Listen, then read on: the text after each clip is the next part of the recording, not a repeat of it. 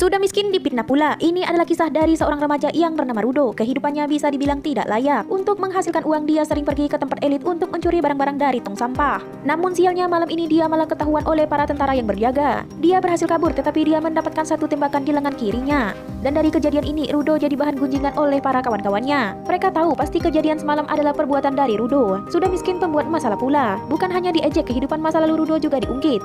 Seperti ayahnya yang seorang pembunuh. Amarah Rudo hampir saja meluap, namun untung saja Rudo berhasil menanganinya. Walaupun semua orang memandang rendahnya, namun itu tidak berlaku untuk Ciwa. Walaupun orang tua Rudo seorang pembunuh, tapi dia yakin Rudo bukanlah orang yang jahat. Dan bukan hanya itu, ternyata boneka lucu milik Rudo membuat Ciwa tertarik. Wah, Rudo kesenangan tuh, bukan main. Sampai wajahnya malu-malu. Dan rupanya itu dilihat oleh paman Rudo yang bernama Rekto. Dia bukanlah paman kandung, tetapi dia adalah orang yang merawat Rudo sejak kecil. Walaupun bukan paman kandung, Rekto terus memperingati Rudo untuk tidak pergi ke kota elit lagi. Karena kalau dia sampai ketahuan, Rudo pasti akan dihukum dan dibuang ke lubang neraka seperti ayahnya dulu. Lagi serius-seriusnya Rekto malah bercanda lagi, sebaiknya boneka ini cepat-cepat diberikan kepada Ciwa. Kalau tidak, Ciwa bakalan diambil orang. Rudo panik, jadi keesokan harinya dia tak sengaja bertemu dengan Ciwa.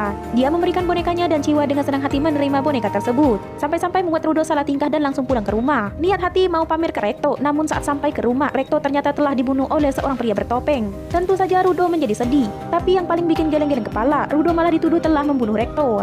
Dari kejadian ini, Rudo malah dijadikan kambing hitam dan tidak ada satupun orang yang percaya termasuk Ciwa. Dan untuk menghukum Rudo, dia pun langsung dibuang ke lubang neraka. Judul anime ini Gachi Akuta.